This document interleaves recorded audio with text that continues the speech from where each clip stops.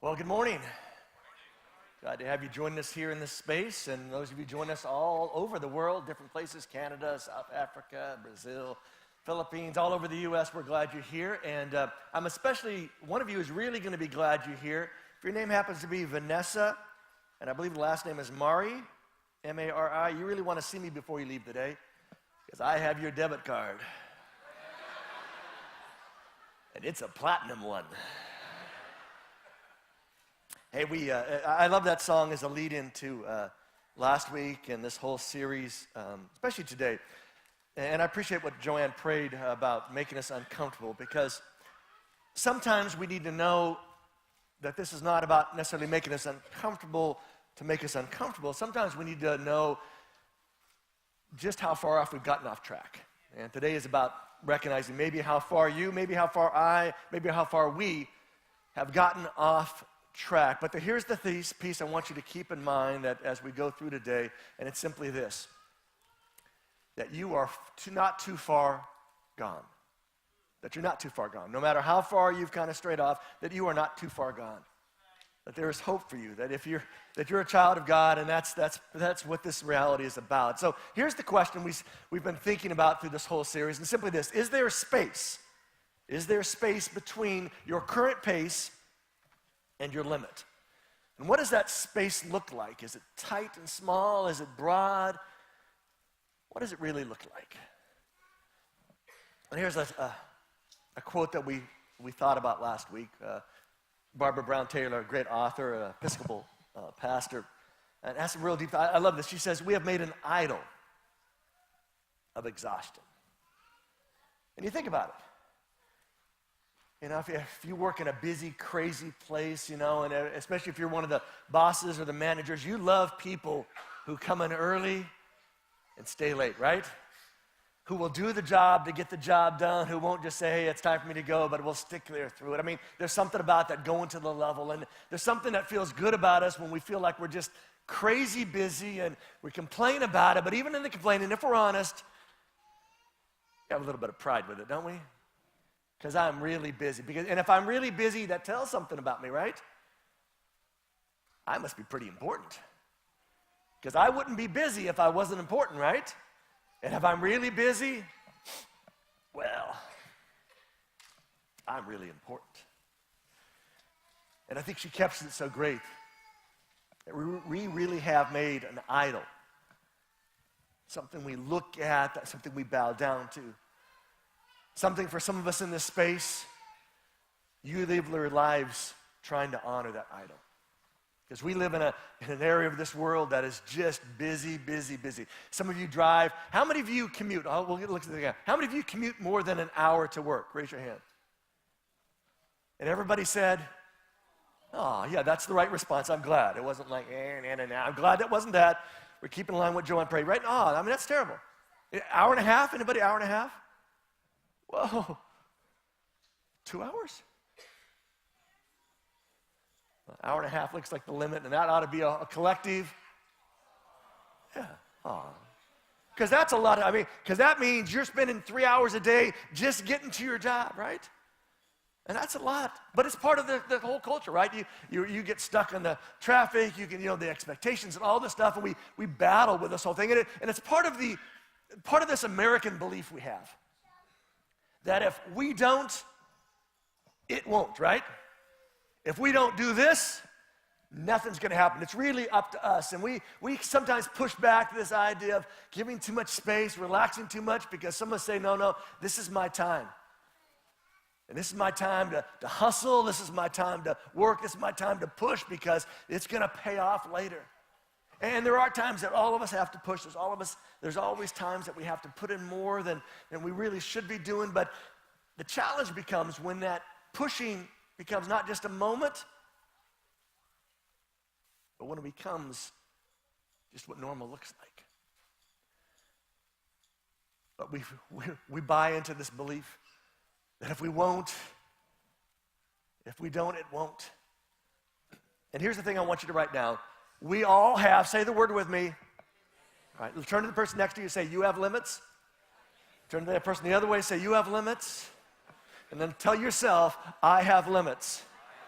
right? Because we all have limits, right?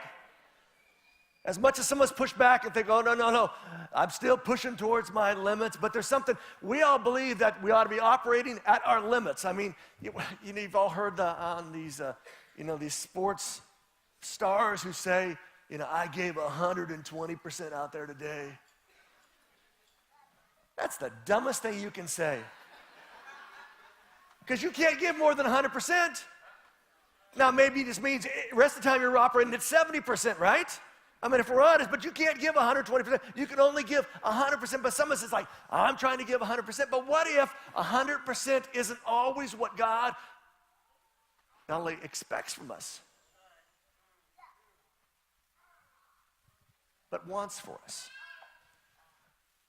See, sometimes people like me get up and talk about how it's about giving your all to be a follower of Jesus. We grab those texts that Jesus says, those statements that he makes that support that idea. And we sometimes forget some of the other statements. Paul has this great one. He says, my desire most for you is that you will live a quiet, peaceful life. We don't often talk about that one very much, do we? We talk about the one who tries to gain the whole world, but, loses everything. And about, if you're going to follow me, you have to leave everything behind. And we're all about all this 100%. And I think there's an aspect to that, but sometimes we can raise that up because of our American belief. But forget there's a greater belief. A belief that really is designed and even was codified by God to help us think about that question. How much space is there in your life and in my life between our current pace and our limits? So today we're going to look at some of those codifications, but before we go there, I invite you to bow your heads and let's pray one more time together, okay?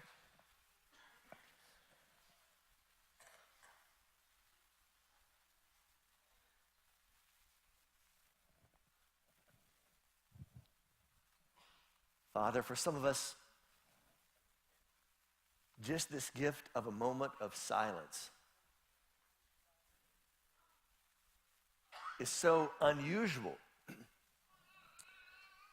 that it actually makes us uncomfortable. Because we push and we run and we race and we give. Because we're afraid that if we don't, it won't.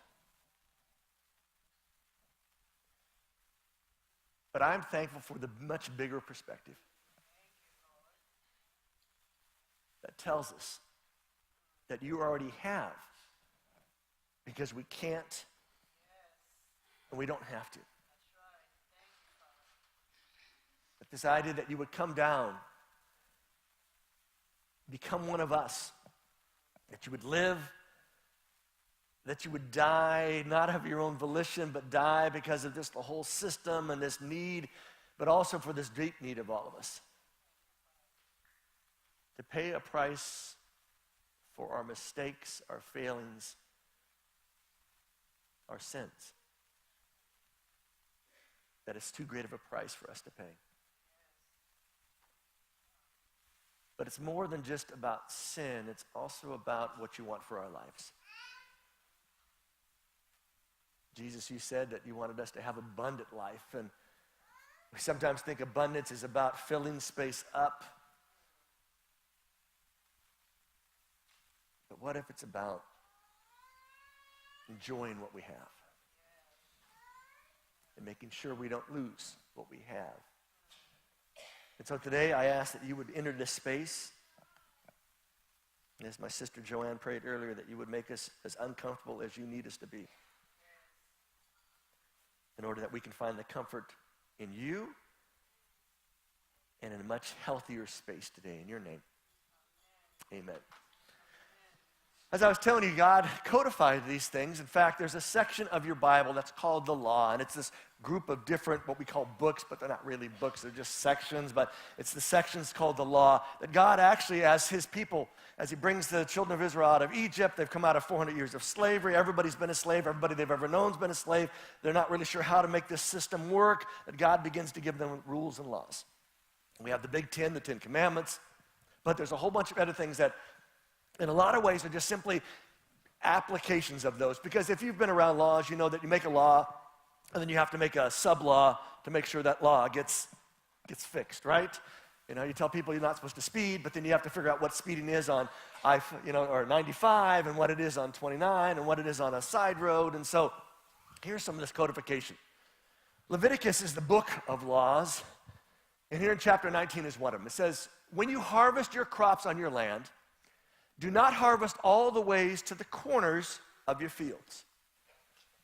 Which seems like a little bit wasteful, doesn't it? But he says, don't do this. If your grain falls into the ground, don't gather it up. You know, you're gathering a grain. If you have some drop in the ground, don't stop and pick it up. Again, kind of wasteful.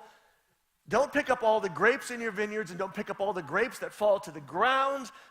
You must leave these things for the poor people. And the people traveling through your country, those resident aliens, we talked about that last week. I love that literal translation.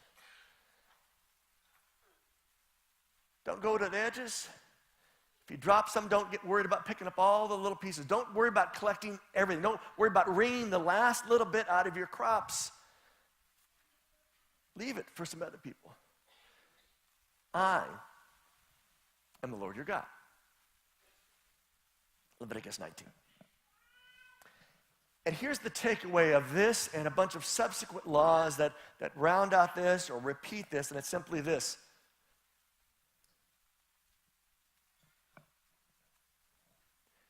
Which is a hard thing for some of us to do, right? To leave it. And he has a reason for leaving it. It's to help some other people out. But even just stepping a further step from that, just the idea of leaving it. How many of you grew up in a home where you had to clean off your dinner plate before you got dessert? Really? What kind of parents do people have? The rest of you could just eat whatever you wanted and then get dessert? Let's take this again. How many of you had to clean your plate before you got dessert? That's a better response, all right? I feel a little better about humanity at this moment. Because that's how it's supposed to work, right? You don't eat everything, you don't get the rewards. And we know how crazy that is when we look back on it, right? Because there's some stuff you don't eat today that you don't even want to finish, but some of you, even though you don't want to finish them, you will still do it because you hear the voice of your mother or your father saying, got to clean your plate, right, before you get dessert. And for some of us, we have to actually think through that process and tell myself, stop, I do not have to eat all of this. I don't have to complete the whole Chipotle burrito. I can stop and throw some away in spite of all the starving kids in. But it's ingrained, right? But the funny thing is, you go back to some of these laws, these rules, these not just recommendations, but rules, laws that God set up. And he says we ought to leave some. And what if in those commands about how we do crops, because let's face it, most of us in this room and I'm watching online don't do crops. What if there's this deeper, more subtle principle about the encouragement to maybe slow down, to step back, and to leave some in our lives? So what if just that principle of leaving some is actually a health principle about our lives and about our pace and about how much we try to wring out? And what if God is saying, you don't have to do everything. You don't have to wring it all out. You don't have to hustle all that time. You don't have to do all of it. Because maybe it isn't healthy to do all of it. Leviticus, just a few chapters later, and this is going to sound very familiar, which is kind of weird because you're thinking, it's only 4 chapters later. Why does it sound so familiar? When you harvest your crops in your land, do not harvest all the way to the corners of your field. Sound familiar? If grain falls in the ground, don't gather it up. Leave it for the poor people, the foreigners in your country, resident aliens. I am the Lord your God. I love this when he says, leave it for poor people and foreigners in your country. The resident aliens, right? It's not saying collect it up and go drop it in the center of town. It's saying leave it. They will come out. It gives them a chance to come out and to gather. It gives them a place to come, but it gives them a sense of their own place in life. That it's not just sitting there waiting in the town square, begging and hoping somebody takes care of them. It's about, this is an understanding that everybody will leave some so that you can go out. And because you collect it, you will have done it for yourself, but it's been provided by this community. But he ends up with that line again, I am the Lord your God. Why is it that he keeps having to repeat that he's the Lord our God? I think there's some simple reasons. Right? Let's be honest, we forget. I mean, some of us in our lives are hectic, they're busy, they get kind of crazy, and we forget. I mean, I get paid to remember God, and I forget at times. Because you're doing stuff, right? And you're in the midst of stuff, and you're trying to figure it out, and it doesn't mean like I say, forget you, God, but it's just like, in the moment, not only do we forget, we leak. Paul, who's the guy who wrote the majority of the part of the Bible we call New Testament, has this great statement. He says, we have this wonderful treasure, this idea of not just the message about what God did for us, but also the reality of what God did for us. We have this treasure in these earthen vases, in these broken clay pots. And you know this from your own life, that you could come on a Sabbath morning here and sing. Some of you raise your hands. Others of us, we don't want to raise our hands because we're afraid what that might happen. We don't want to be all emotional, which is always surprising, isn't it, when you're talking about something that's so deep and important, but I understand that. But you get filled up, you come to a place where you feel maybe just good about something or understanding something or felt warm or full, and you go on, and about Wednesday you think, what happened? I'm convinced that God designed us to leak. Because if we didn't leak, we wouldn't always have a need for him. Because if I get filled up and I don't leak, I can be very full of something. Myself is the thing, folks, all right? But we leak. Not only do we leak, we get busy. And some of you have some crazy life, especially those of you that have kids. Listen, folks, if you're single right now, you have the most time you will ever have in your life. All the married people are, amen. But it's true. You know, you get a kid, life changes dramatically, right? You get two, it gets more. Three, I remember somebody describing, you know, you got one kid, you double team them. Two, you go to man, any more than two, it's just zone and you're hoping for the best. And some of you got some crazy schedules because you want your kids to have everything, right? And so you have them in everything because you don't want anybody to miss out on anything. And the sad thing is sometimes in not wanting to miss out on anything, we miss out on the most important things. None of we get busy. We just get consumed.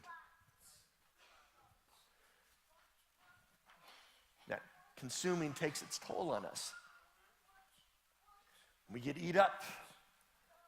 And we get health issues, or we get relationship issues, or we get emotional issues, and we just get issues because we are out of whack, but it's because we think if we don't, it won't, and so we do, and then Let's go to another part of the law. Deuteronomy. Another part of what's considered the law in the Old Testament part of our Bible. Another law that reflects on this and says that, listen, when you're gathering, that is reaping your harvest in the field, and you leave behind that as you forget a bundle of grain, don't go back and get it. Which some of you who are managers are thinking, oh, no. If they've already bundled up the grain, you best be going back and getting it, right? Because you've already done all the work. Why would you leave it? He's saying, if you forget it, just leave it, all right? Leave it there for the foreigners, that is the resident aliens, the orphans and the widows, so that the Lord your God can bless everything you do. And so the reason here is not, I'm the Lord your God. The reason here is because maybe in the process God is trying to do something. In fact, what if this is about God doing something that he wouldn't and couldn't do if you don't? Because if you don't leave it, even though you forgot it, and even though it's your mistake, what if the mistake is an opportunity for God to do something? And by fixing the mistake, you take away that opportunity for God to do something. But it goes on. When you beat your olive trees, and this is not bad beat, this is olive tree beating. I think they take like a stick and just beat the stuffing out. Well, actually beat the grape or the olives out of it. But you knock the olives off. Don't beat the trees a second time. And it's not because it's tree cruelty here. It's just simply that you don't always get everything the first time. And he's saying, you took your shot, leave it alone there. Not only the olive trees, when you harvest the grapes in your vineyard. Don't pick the vines a second time. Don't glean what is left. Leave those things alone. Leave what is left for the foreigners, those resident aliens, the orphans, and the widows. Leave it so that they can come out, that they can harvest, that they can have that experience of gathering and returning to their families, having something. And this one says, remember that you were slaves in Egypt.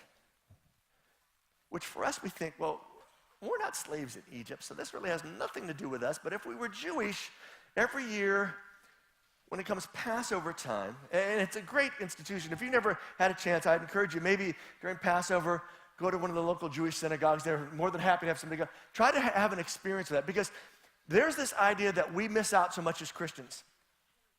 This connection that goes back thousands of years. But at Passover, Jews gather around tables, they have this meal, and part of the litany of that meal is to say, because we were slaves, because they feel that connection, and I know some parts of our culture feel connections to other events, right? And some of us see things different ways, and that's just how it works. But there is this sense of connection to what's happened there, what happened way back then, that we miss out on. But he says, you got to remember that you were slaves. That's why I'm commanding you to do this. And maybe for us, it's about remembering what God has done for us. Maybe the reason not to go back and get all we can, to squeeze everything we can out, is to free us from the tyranny of that belief that tries to just say we have to get everything. And maybe it's remembering that all of us in this room either have been or currently are slaves to something. It's what we sing sometimes. The song we sang earlier, right? Who the Son sets free is. Right? For some of us, we've had that experience. For some of us, we're still hoping for that experience. Sometimes remembering the freedom that comes allows us to break free from other things in our lives.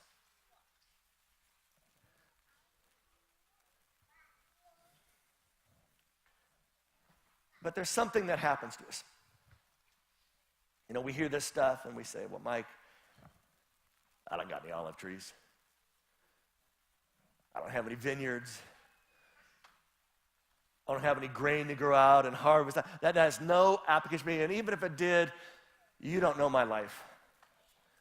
You don't know how crazy it is. You don't know what an opportunity I have right now, and I have to just step in, and I have to work, and I have to go to school, and I have to make sure my kids are okay, and they're in this stuff and that stuff. You don't understand all the things I go on, and our problem is that in pushing back and saying that can't apply to me, we resist the truth that it does apply to us. See, we ask others to carry our stuff.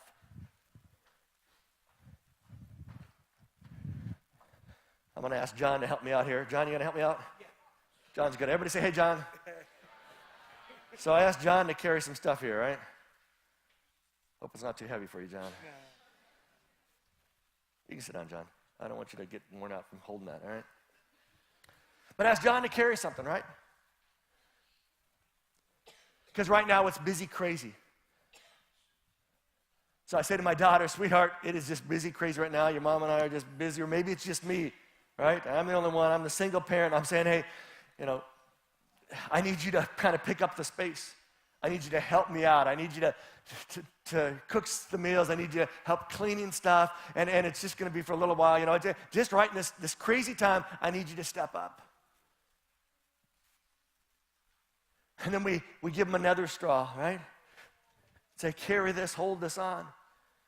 Hope it's not too much, John. And we even use those words. And we give them something more to carry. And oftentimes the things that go with it, the statements we make, is that we promise to do better, right? I'm so sorry, but I promise to do better next time. I promise.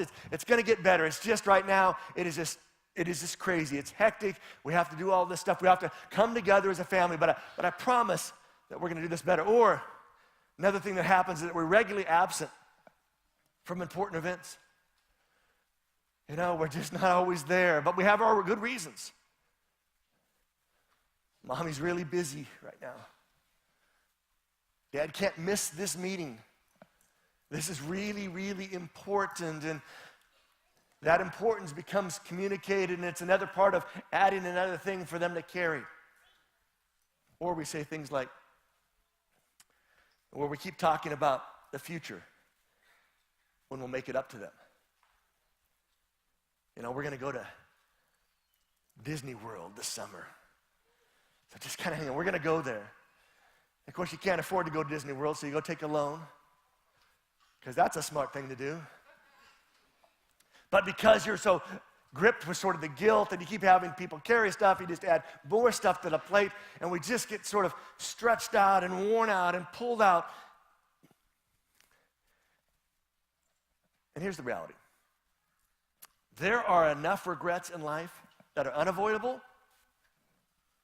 Why make regrets you can't avoid? Because what happens, and mostly happens to guys, what mostly happens is I give John one more straw. And John just goes off on me. Guys, I don't want you to raise your hand. Please don't raise your hand at this moment, all right? But have you ever said to that special woman in your life, well, the meal was good tonight, and she broke down in tears? Don't raise your hand, please. Don't elbow him, all right? And you think to yourself, all I said was the meal was good. What happened? What happened was maybe you've been giving so much to so many others and asking them to carry stuff that literally that straw was what broke the camel's back. Even though it didn't seem like a straw at the moment, it was a reminder again how little space you have between your current pace and your limits.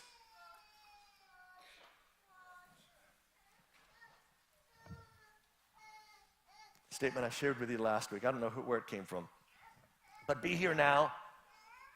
Be some other place, some other time. And maybe the best thing you can do in your life right now is to be here now. And that here now may be literally here now. It may be here now in your family.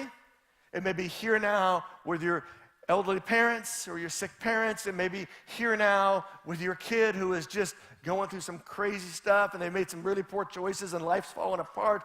But there is hope for them and you got to be there in the moment. Sometimes the best thing we can do is to be here now.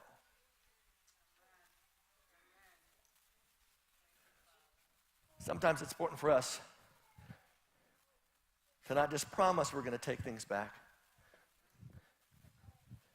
not just apologize for doing those things.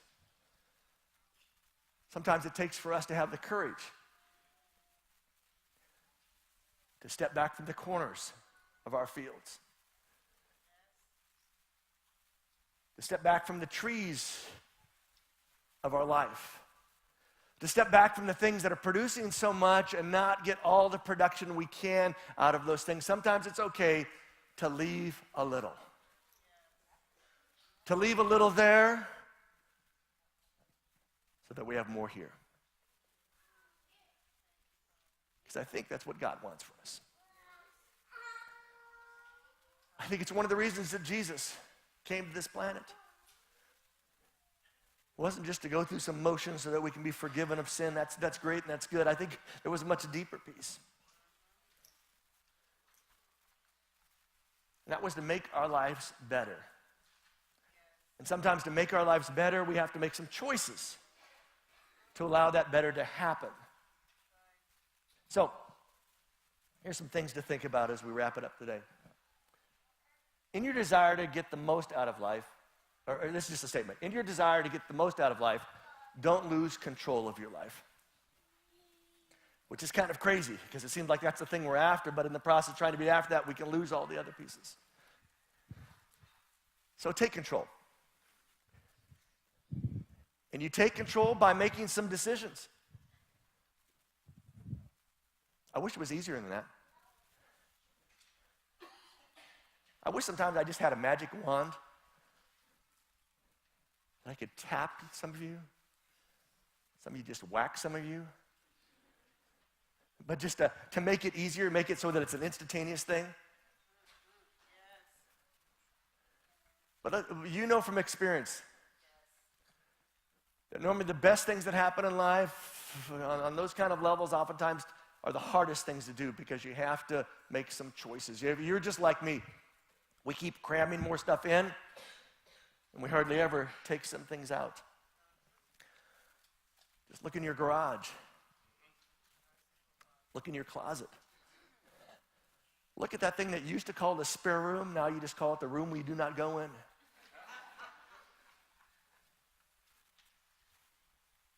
So here's my question as we wrap it up. Where do I need to leave some in our lives? And if there's some place, I want to encourage you to take that step, to leave some, so that God can and will do something that he couldn't and wouldn't do unless you do it as well.